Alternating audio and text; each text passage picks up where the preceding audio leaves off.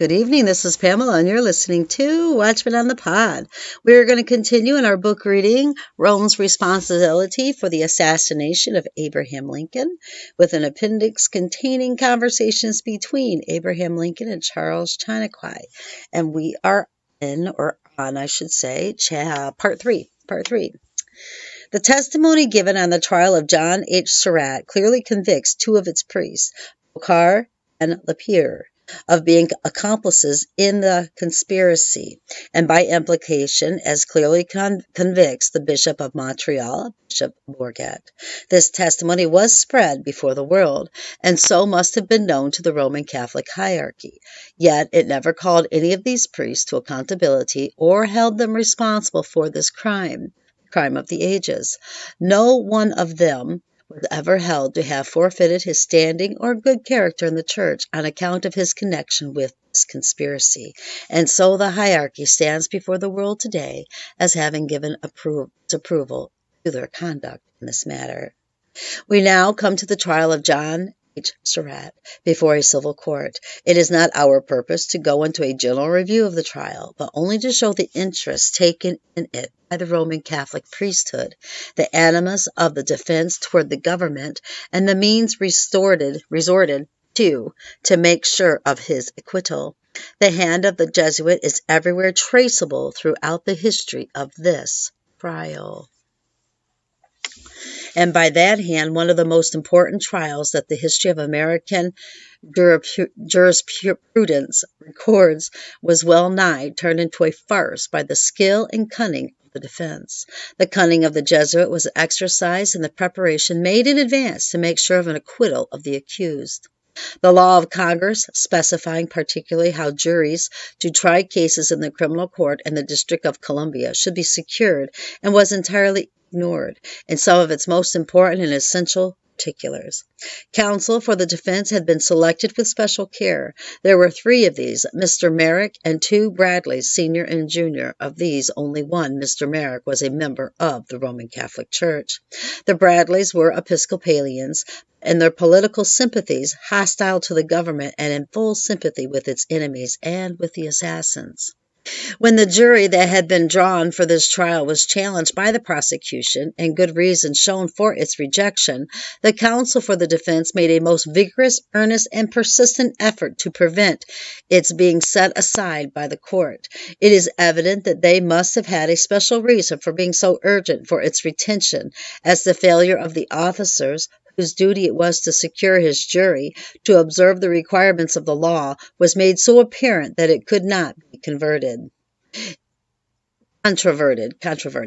It leaked out, however, that 16 out of the 24 drawn were Roman Catholics, and so the reason for their determined effort for its retention was made obvious. It was set aside, and veneer was summoned from which to obtain a jury. A jury was finally obtained through a 2-day effort, and as the prosecution desired to remove, as far as possible, all religious and political considerations and influences from the trial, a considerable number of Roman Catholics were accepted on this jury. Trial then proceeded. The defense proceeded at once to put the government and not the prisoner at the bar on trial. They arraigned it for the murder of an innocent woman, Mrs. Surratt, and for having secured her conviction through an illegal tribunal organized to convict and not to try. By every means in their power, they aroused a partisan spirit of political and religious bigotry, and so surrounded the court with the air and spirit of political convention, and removed as far as possible from the trial the air and spirit of judicial procedure.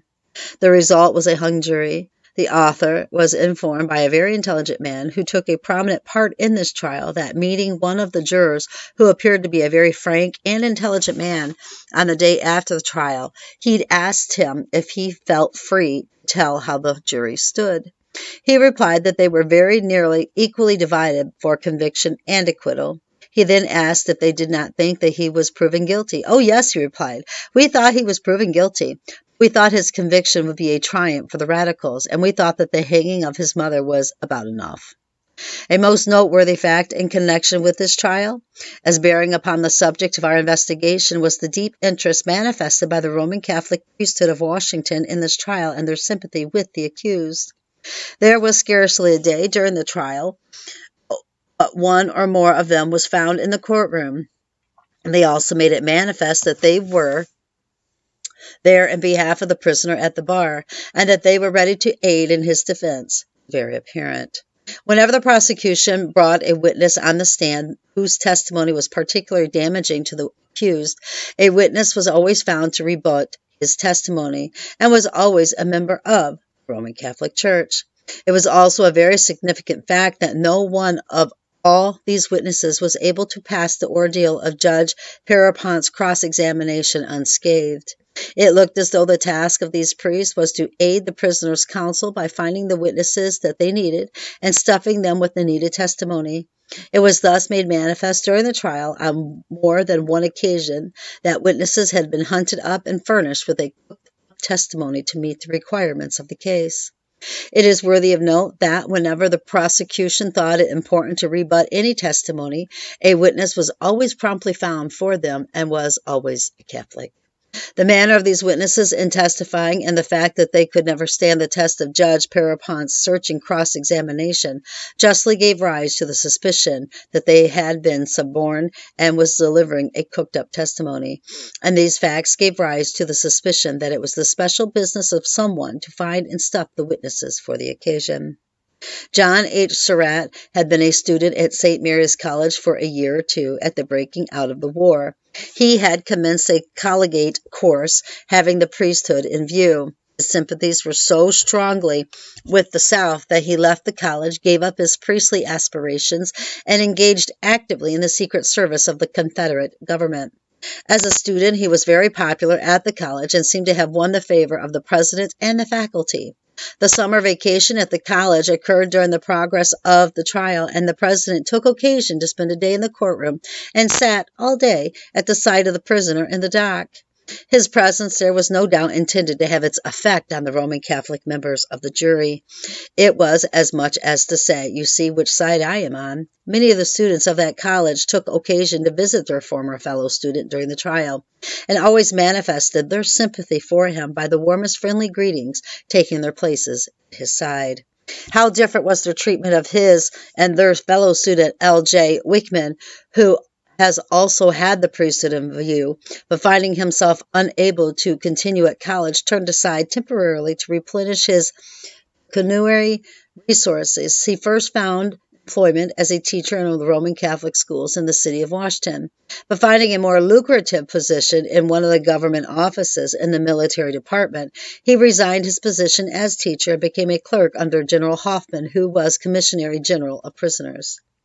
Mrs. Surratt rented her property at Surrattsville and took a house in Washington as a means of support, and took in boarders. Through his acquaintances with her son, John H. Surratt, at St. Mary's College, Wickman became an inmate of her house and boarded and lodged there for some months before and up to the time of assassination. In this way, he saw many things that occurred that house in connection with the conspiracy, but without understanding their import. And as he was a very agreeable and obliging young man, bright and intelligent, he seems to have been a favored with Mrs. Surratt. He frequently escorted her to church, as she was a very devout Catholic, and was used by her on 2 occasions just before the assassination to drive her down to her former home at Surrattsville. The last time was on the afternoon before the assassination. As soon as the assassination was made known, the military police of the city and General Baker's whole Secret Service force were set at work to discover the perpetrators of the crime. It was so ascertained that it was John Wilkes Booth had shot the president, and the detectives soon discovered that Surratt was an accomplice of Booth, and that Booth had been a frequent caller of late at the house of Mrs. Surratt. And so within 6 hours after the assassination, Mrs. Surratt's house was visited by the detectives and all of its inmates, which were kept under their surveillance. Wickman went voluntarily to Provost Marshal's office along with another of the inmates of Mrs. Surratt's house by the name of Holohan, and submitted to an honestly and conscientiously in answer to the questions put to him, narrated all he knew in connection with Booth's visit to Mrs. Surratt's house. This examination developed the fact that Booth's business I was always with John H. Surratt and in his absence with his mother, and that it was always strictly private and confidential in its character. Wickman was thus discovered to be an important witness in the case and was so held by the government. After the arrest of Mrs. Surratt and Payne, Wickman recognized Payne as a man who had made two visits to Mrs. Surratt's. Once under an assumed name and another suspicious circumstances, and remaining there 3 days on the occasion of his late visit. He left for Baltimore, but returned a few days later clandestinely to the city and occupied quarters that had been provided for him by Surratt, where he was kept hidden away, but had been visited on one occasion by Mrs. Surratt to the knowledge of Wickman. All of these things he faithfully related to the examining officer. On the trial of Mrs. Surratt, he showed himself to be conscientious witness to the truth. He was placed in a very delicate and trying position in being called upon to testify in a case where those with whom he had been intimately associated and trusted as friends were on trial for the highest crime that they could have committed, and that involved their lives. His bearing before the court made it manifest that he felt very deeply and delicately and gravity of his position, but that he could not shrink from a frank disclosure of the facts that had come within his knowledge in connection with the case. The facts disclosed by this witness, taken by themselves, though calculated to give rise to strong suspicions of Mrs. Surratt's connection with the crime, were not sufficient to have convicted her. It was only when the testimony of Lloyd and of Colonel Smith was made to supplement that of Wickman, that her guilt was clearly shown. Because Wickman had been thus brought into the case as a witness and had given an honest and truthful testimony, he was most cruelly followed up with the persecutions of the Roman Catholic priesthood and was treated by both priest and laymen as an excommunicated person, only worthy of scorn and contempt, and on no account to be associated with. He was given to know that he would never be allowed to enter the priesthood, and it was only through the good offices of the government that he was allowed to find any employment by which to gain a livelihood. He never met the face of any priest after that, for many years at least, but to see the deepest expression of hatred and scorn. He was completely boycotted, ostracized by his church. He was made a witness again on the trial of John H. Surratt, when every effort was made by the counsel for defense to cause him to contradict the testimony he had given before the commission, without avail. To discredit him, much of the cooked testimony previously referred to was brought in.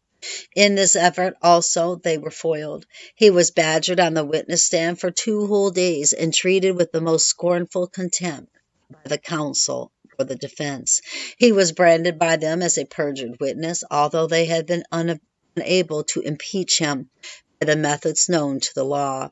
He was even charged with having been a member of the conspiracy, and that he had testified falsely to save his own neck by convicting Mrs. Surratt. It was even charged that he had bought his immunity from the government by consenting to give the testimony which it had prepared for him in order to convict Mrs. Surratt. This charge had also been reiterated publicly within a very recent period. Wickman was on the witness stand at the time of the visit of the president of St. Mary's College and of its students in Surratt in the courtroom, but could not gain the slightest token of recognition from any of them. They were fast and free to show their warmest sympathy with a man who stood before the world as guilty of the murder of the President of the United States, but would not recognize the man who recently had stood on equal terms with him at the college as a fellow student. And why was this? Only obvious reason was that he had been an honest and conscientious witness to the truth. The same treatment was given by the counsel for the accused to another witness, Dr. McMillan. It will be remembered that this witness was the surgeon of the Peruvian, and that it was to his care that Surratt had been committed under the name of McCarthy by his co-conspirators, Bocar and Lapierre. The voyage across the Atlantic occupied 7 or 8 days, and as the doctor was the only man on board in whom Surratt could confide, as he was carrying his breast, the secrets of a great crime that was weighing heavily on his conscience, and being all the time haunted by the spectre of detectives, it was natural that he should seek relief in the confidential companionship of Macmillan. He became very communicative, and related the difficulties that he experienced and overcame in making good his escape from Washington and in getting back to Canada after the assassination, the parts taken by Porterfield, Holkar, and Lepure in keeping him hidden away in Canada for 5 months, and many other things relating to the conspiracy, and finally he revealed to him his identity. Testimony of this witness was entirely conclusive as to his guilt, and so he was particularly obnoxious to the prisoner's counsel. He was treated by them from the start just as they would have treated a witness who had been convicted of perjury, although they were unable to discredit him by the legal methods. They could not look at him or speak of him but with the air and language of scorn and contempt. So important did it seem to discredit this witness that priest Boucard voluntarily came up away from Canada to rebut his testimony. His man, Boutilly, was also brought, but notwithstanding the fact that they showed themselves to be swift witnesses of the most ready kind, that failed to discredit this witness. Under the searching cross-examination of Judge Pierrepont, they were made to corroborate the testimony given by the doctor in all of its most essential and important particulars, and the unholy father was made to convict himself of being equally guilty with the prisoner. It would seem that the Jesuits had it in mind, from the beginning of the war, to find an occasion for the taking off of Mr. Lincoln. Early in the war, they set a paragraph going the rounds of the press as far as they had it under their control, to a fact that Mr. Lincoln had been born in the Catholic Church and had been made a member of the Church by his baptism into it, and that he had apostatized and became a heretic. Mr. Lincoln had seen this statement going the rounds of the press and believed that such a gross falsehood would not have been published without a purpose. On the occasion of a visit from Father Chinaquay about this time, Mr. Lincoln called his attention to this paragraph, saying he had been greatly perplexed in trying to discover the object of its publication, and asking him if he could give any clue to the motive that had inspired such a falsehood. I will give Father Chinaquay own account of his interview with the president on this subject. This is really something else, brothers and sisters. Listen. The next day I was there at the appointed hour with my noble friend, who said, I could not give you more than 10 minutes yesterday, but I will give you 20 today. I want your views about a thing which is exceedingly puzzling to me. You are the only one to whom I would like to speak on that subject. A great number of Democratic papers have been sent to me lately, evidently written by Roman Catholics, publishing that I was born a Roman Catholic and baptized by a priest. They call me a renegade, apostate, on account of that, and they heap up my head mountains of abuse. At first I laughed at that, for it was a lie. Thanks be to God. I have never been a Roman Catholic. No priest of Rome has ever laid his hands on my head. The persistency of the Romish press to present this falsehood to their readers as a gospel truth must have a meaning. Please tell me, as briefly and as possible, what you think about it. Dear President, I answered, it was just this strange story published about you which brought me here yesterday. I wanted to say a word to you about it. You were too busy. Let me tell you that I wept like a child when I read that story for the first time, for not only my impression is that this is your sentence of death, I have it from the lips of a converted priest that it is in order to excite fanaticism of the Roman Catholic murderers, whom they hope to find, sooner or later, to strike you down. They have invented that false story of your being born in the Church of Rome, and of your being baptized by a priest. They want by that to brand your face with the ignominious mark of apostasy. Do not forget that in the Church of Rome, an apostate is an outcast who has no place in society and who has no right to live. The Jesuits want the Roman Catholics to believe that you are a monster, an open enemy of God and of the Church. that you are an excommunicated man. I have brought to you the theology of one of the most learned and approved of Jesuits of his time, Rosenbaum, who, with many others, say that the man who will kill you will do a good and holy work. More than that, there is a copy of decree by Gregory VII proclaiming that the killing of an apostate or a heretic and an excommunicated man, as you are declared to be, is not a murder, nay, it is a good Christian action. That decree is incorporated in the canon law, which every priest must study and which every good Catholic must follow. My dear President, I must repeat to you here what I said in Urbana in 1856. My fear is that you will fall under the blows of a Jesuit assassin, if you do not pay more attention than you have done till now to protect yourself. Remember that because Coligny was a heretic, as you are, he was brutally murdered in St. Bartholomew night, that Henry IV was stabbed by the Jesuit assassin, Reveille, 14th of May, 1610, for having given liberty of conscience to his people, and that William Tacturn was shot dead by another Jesuit murderer, called Guard, for having broken the yoke of the Pope. The Church of Rome is absolutely the same today as she was then. She does believe and teach today as then that she has the right, and that it is her duty to punish with death a heretic who is in her way as an obstacle to her designs. The unanimity with which the Catholic hierarchy of the United States is on the side of the rebels is an incontrovertible, evidence that Rome wants to destroy the Republic, and as you are, by your own personal influence and popularity, your love of liberty, your position, greatest obstacle to their diabolical scheme. Their hatred is concentrated on you. You are the daily object of their maledictions. It is at your breast they will direct their blows.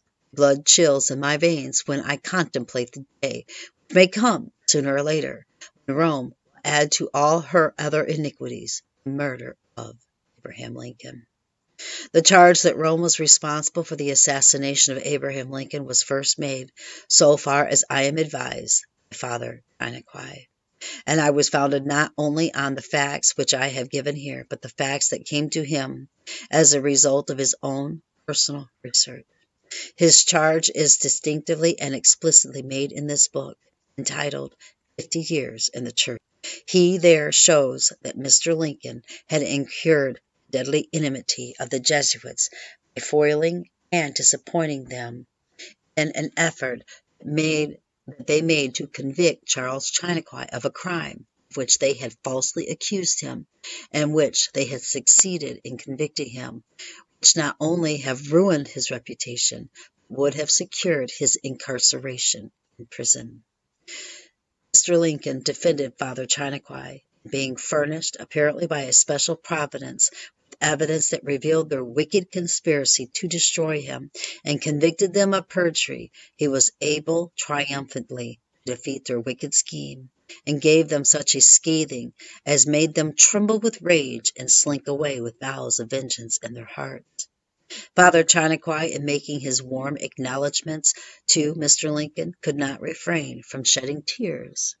Upon Mr. Lincoln's expressing surprise at this, and saying to him that he ought to be the happiest man in the world, Father Chinaquai replied that it was for Mr. Lincoln and not for himself that his tears were falling. He then explained the cause of his emotion, saying that, knowing the Jesuits as he did, reading a purpose of vengeance in their murderous eyes, he knew they would never rest until they had compassed his death. This occurred at Urbana, Illinois, 1856. In the providence of God, the duty fell on Mr. Lincoln of putting down a most formidable rebellion and of maintaining the authority of the government by its military arm.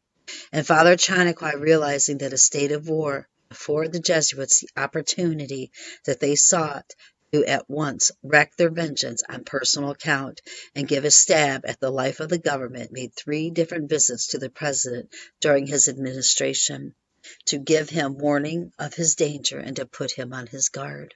As Father Chanakwai has kindly given me liberty to use his book freely for the purposes of this book, I have given above the result of one of these visits and shall make still further use of this book in closing up this inquiry. I'm going to end that there. No, we're living on suspense now. But it's time to close this chapter. Well, this part 3.